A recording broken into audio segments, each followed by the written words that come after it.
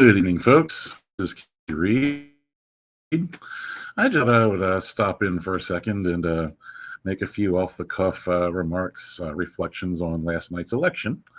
Um, Needless to say, from our side, the results were highly disappointing. However, I would say not the least bit surprising, and I'll get to that in a little bit. We definitely didn't get the results we wanted in the school board race with Kelly Brent. And I saw that coming from a mile away. And I think it also ties into some of the things that happened statewide, nationally, the rest of our local elections. And I just wanted to reflect on that a little bit. And I'd like to start off by referencing a serenity prayer I saw in a poem one time. I don't know who the author was, but it basically said, Lord, give me the serenity to accept the things I cannot change, the will to change the things I can, and the wisdom to know the difference. And I think there's many things that are beyond our control that we can't change. That's not just in reference to last night's elections, but all of them, especially in recent years. And there's definitely things we can change. The things that we can't change are definitely major obstacles, but they are not insurmountable and they can be overcome. And we overcome them by working on the things we can change. And again, it all kind of ties in at all levels: executive, legislative, and judicial, and federal, state, and local, and all branches. But I'm going to first just focus in on just the Kelly Brent Terry Mickle election alone. Now, the silver lining in all of this is that it wasn't much worse. Quite frankly, I expected Kelly to lose by at least 20 percentage points, probably closer to 30.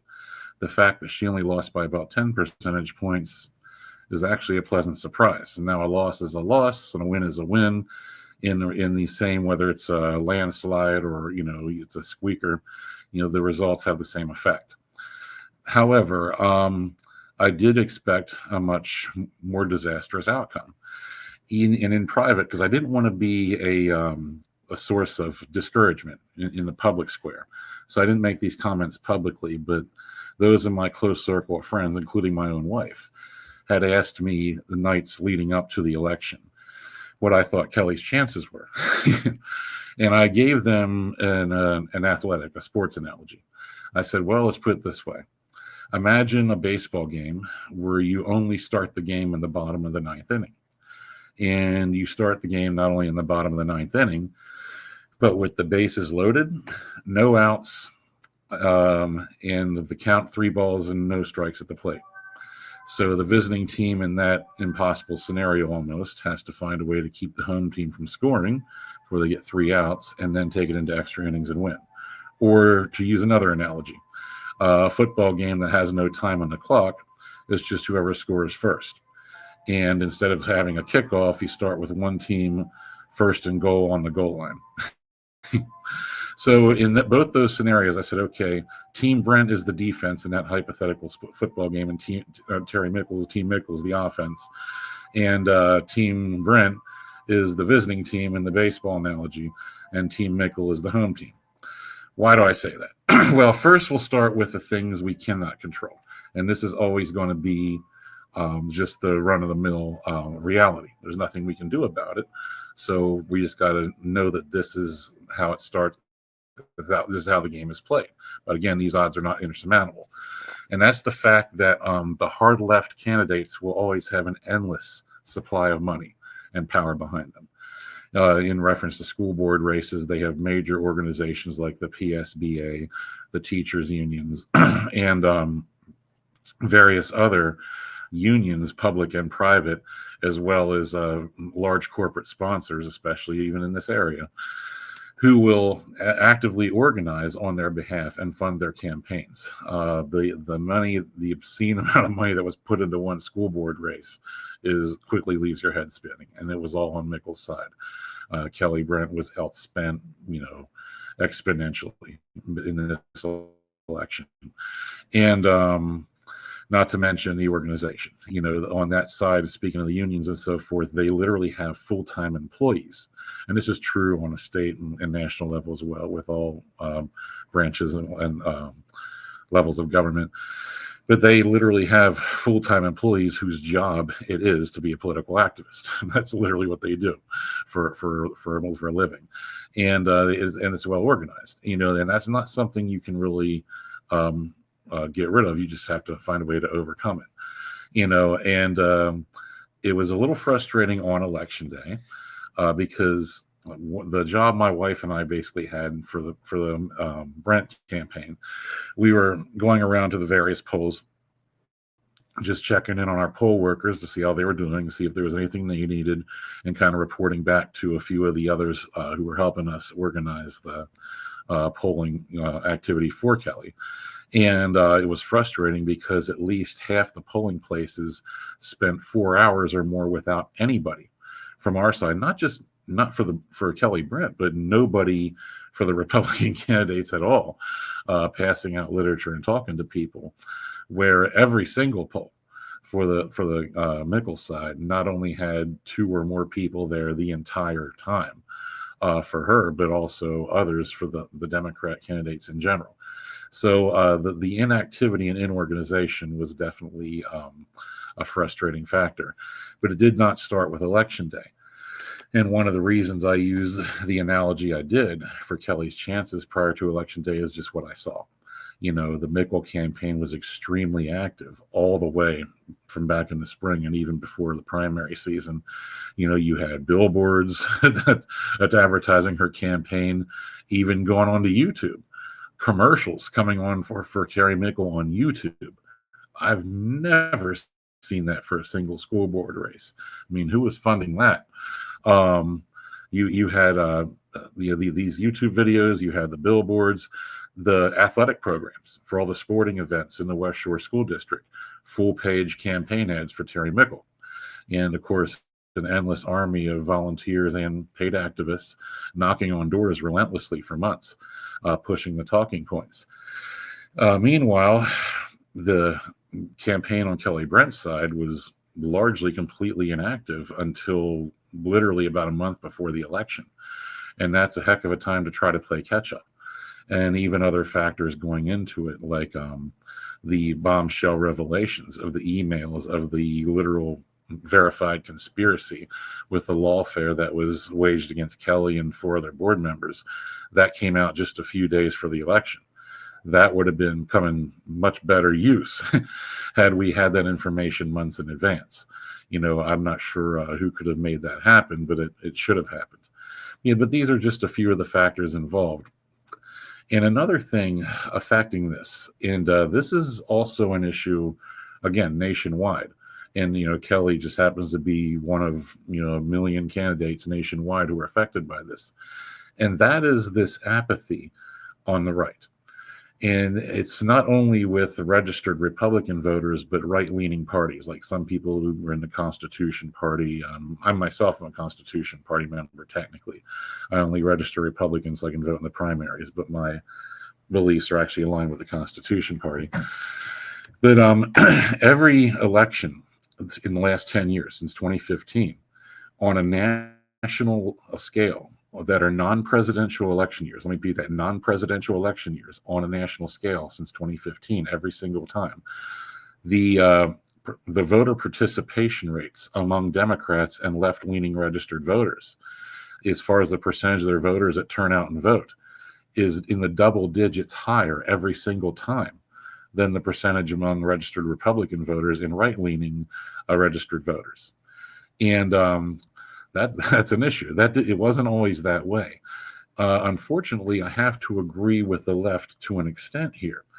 When some of them accuse people of being in a Trump cult, that there's a cult of personality, and that does hold true for a certain segment of voters on the right. And I've seen it myself anecdotally, not to mention what's been verified statistically on a national scale in the election participation rates. If Donald Trump is not on the ballot, our people don't show up.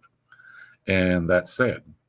And some of the civic ignorance has been astonishing too. I know when I was trying to talk to some people about the issues with the school board, trying to get them to get more involved, especially to come out and vote, I actually had people say, well, Trump did away with all that. We don't have to worry about that. There's no more, transgender stuff in the bathrooms and men in sports. Trump did that. No, he didn't, folks. Now, I know most of the people watching this know better than that, but you'd be amazed at how many people just have no clue what's going on, and they don't understand that the only thing the president can do affecting issues of that nature is dealing with federal offices, federal bureaucracies, federal departments. Yes, he can end DEI and the funding the transgender stuff and the support of it in federal training manuals, in hirings and promotions and stuff of that nature. But that's all he can do, especially with an executive order. He can't pass a law. He cannot affect the private sector directly, or the states or the localities. The most he could do is pull federal funding from some schools that don't comply with the executive order, but that's the extent of it. All of these plagues, these cultural and spiritual and moral plagues, are still alive and well all through our institutions, public and private, and that's why I was even cringing this entire year when you hear certain podcasters on the national level, especially, woke is dead, we've won, the culture war is over. Are you out of your mind? No, it isn't. And I said this many times. I said, don't think for a second we've won. We haven't even finished a drop in the ocean of what needs to be done. And sadly, what's now going to happen is it is what it is. There's no sugarcoating it. The schools that are already a hot mess in the district are just going to get exponentially worse over the next 2 to 4 years. And I don't say that to be discouraging. I'm not saying that, hey, let it go, let it all, you can just all give up like some people are tempted to do. No, please don't do that. Just come back stronger than before. At some point, we're going to have to regroup and try to take this thing back and take decisive action in getting things done. One of the blessings in disguise of the election heist of 2020, speaking of the presidential national level, is it became such a nightmare over the 4 years from 2021 through 2024. It led to the election, the victory in last year's elections.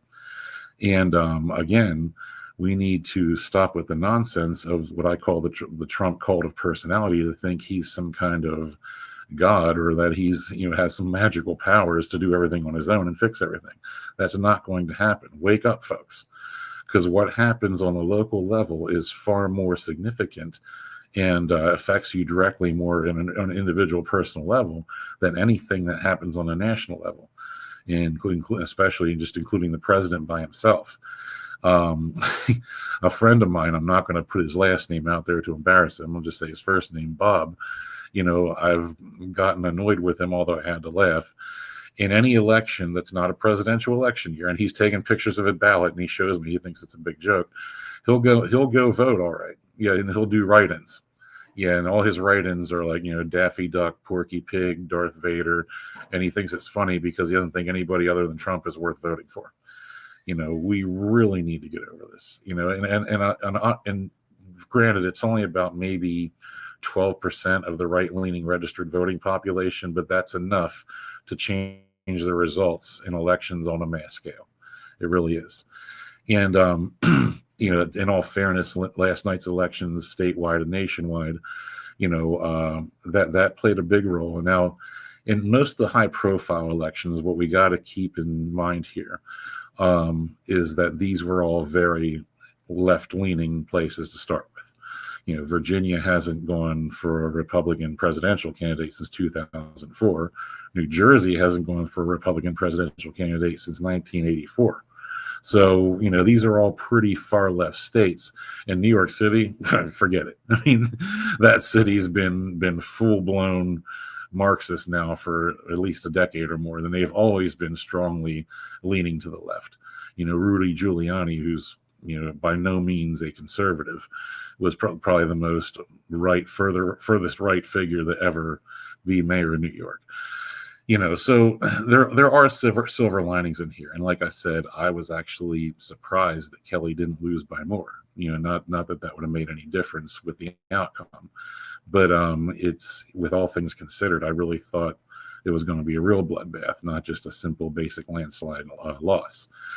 So these are things we got to keep in mind going forward. Now, we can't affect what people do on a national or state level, but we can affect on a local level. And I'm hoping, this time around, we don't rest on our laurels, or worse yet, give up because we've been dealt a big uppercut here, but to come back stronger, to start organizing and learn from the left. You can learn from all people, and even use some as bad examples. But in this case, the one thing we got to admire about the cultural Marxist left, as evil and insane as they are tenacious, they are motivated, they are organized, they put all their efforts. They will never lack, for activists. They will never lack for candidates. I still shake my head in disbelief that in a district of over 85,000 residents, we couldn't find 3 people to run in the other school board races. Just gave up Region 1, both seats. Region 3 was a forfeit. I mean, Sandra Gonzalez jumped in at the last moment in the primaries only because nobody else would step up. Even she admitted she never wanted to run. She told me that even while she was first getting into the race. The only reason she was getting is because nobody else would. And of course, if you followed there, you knew the story there. She was deliberately sabotaged from people who were supposedly on her side, which was another shame. But here, by the time it's all said and done, especially with Heidi Thomas's very untimely resignation, couldn't have come at a worse time, although I fully understand the circumstances in which she did it. I can understand her decision and respect it. But consequently, in Region 3, a very strong Republican area, very strong conservative area, they're 2 out of their 3 representatives on the school board now are going to be people of this extreme, hardcore left-wing Marxist ideology, which is sad. I mean, if you're looking at the political demography of Region 3 of the West Shore, it's equal to the state of Idaho. Could you imagine the state of Idaho electing, Zohran Mamdani as their governor? Really, or AOC? It'd be a cold day in hell before that would happen. But however, an area, Region 3 of the West Shore School District, which is very similar to the state of Idaho in its political orientation, 2 out of their 3 members of the school board are going to be people of that ideological persuasion. There's no excuse for that. And, we just got to do better, folks. And this is a call to action. I'll be in touch with people in my inner circle. We got in this fight late. I mean, we just started getting involved, 2 years ago? And a few of us, ragtaggers, and we are starting to learn more and more. And I'm confident that in the future we'll be more of a force to be reckoned with, especially with some of the new younger blood coming on board who seem motivated and know how to organize and get people together. We are just starting out doing what the hard left in the West Shore School District has been doing for at least a good 14, 16 years, which is why they took over our whole local politics and especially our schools right out from under our nose for well over a decade before we even realized what was going on. So again, I don't want to be a doggy downer. We have to acknowledge the reality of the situation we're in, that it's not a good one, and understand that there are reasons we're in this situation, partly because of circumstances beyond our control, but it's what's within our control that we have the power to overcome those odds and those obstacles. And that's what needs to change. We need to really reverse this trend of our school board meetings looking like it's Seattle, Washington, or Portland, Oregon. There's no excuse in the West Shore School District, an overall district whose political makeup and cultural makeup is pretty much down the middle, but even slightly more to the right than the country at large. there's no excuse for 10, 12 out of every 13 or 10 speakers to be of the hardcore left and only a few common sense conservatives. That's got to change. But that just shows the apathy on our part, the lackadaisical attitudes, and again, not even being able to find people to run for office, let alone help with the campaign. That's got to change. I'm confident it will. But keep your heads up there, folks. It's not over. We're gonna go through a dark ages period, a mini dark ages here in the West Shore School District. And quite frankly, it won't be much different from what we already have. We've had a very minimal success, unfortunately, with a so-called conservative majority over the last 2 years. The lack of ability to work together there was a factor too, but I'm not going to go off on that tangent. I'm going to try to stay away from rabbit trails right now. But yeah, we need to do better, and let's start organizing. Let's start getting together and then connecting with other like-minded individuals to start to build a network the way the left has. Because when we're able to get our voice heard as much as they get theirs heard via their endless media sources. Remember, we have a tiny little podcast here that just started a few years ago. They have the entire media apparatus: ABC, NBC, CBS, Fox, all the local affiliates, Penn Live, the York Dumpster. They got the entire media apparatus on their side. So the fact that we're even challenging them at all is really something to be proud of, something to hold your heads high above. And honestly, if we put our hearts and minds to it, we have nowhere but to go up from here. All right. So let's get out there. Let's do it. And this is a time for sober reflection, but not despair. Okay. God bless everyone. Have a good evening.